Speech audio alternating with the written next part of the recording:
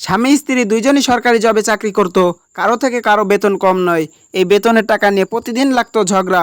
তাদের নিজেদের সহজ কাজগুলো নিজেরা করতো না, কাজের লোক দিয়ে করাতো। একদিন রাতের বেলা বাড়ি ফিরে ঘুমানোর সময় স্ত্রী বলল স্বামীকে মশারি টানানোর জন্য। স্বামী বলল তুমি টানাও। এই নিয়ে লাগলো তুমুল ঝগড়া। ঝগড়া চলতে চলতে এক পর্যায়ে স্ত্রী ফয়সালা দিলেন, যে আগে কথা বলবে সে মশারি টানাবে। যেই কথা সেই কাজ।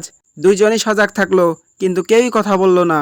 রাত যখন গভীর হয়ে গেল, এমন সময় এক চোর ঘরের ভিতর ঢুকে ঘরের দামি দামি মালামাল বস্তায় ভরা শুরু করলো। দুজনে সজাগ থাকলো, ঘুমের অভিনয় করলো, কিন্তু কেউ কিছু বলল না। চোর এক বস্তা মালামাল ভরে ঘরের বাইরে রেখে আরেকটা বস্তা নিয়ে ঘরে ঢুকলো। আরেক বস্তা নিয়ে ঘরে ঢুকে দেখলো তেমন কোনো মালামাল নেই। দেখলো একটা দামি মেকআপ বক্স বস্তার ভিতর ভরে হাঁটা ধরলো। এমন সময় স্ত্রী বলে উঠলো, ওই চোর, জানিবি নে, আমার মেকআপ বক্স নিস না। স্বামী বলে উঠল, এই তো তুমি কথা বলেছ, নাও এবার মশারিটা নাও।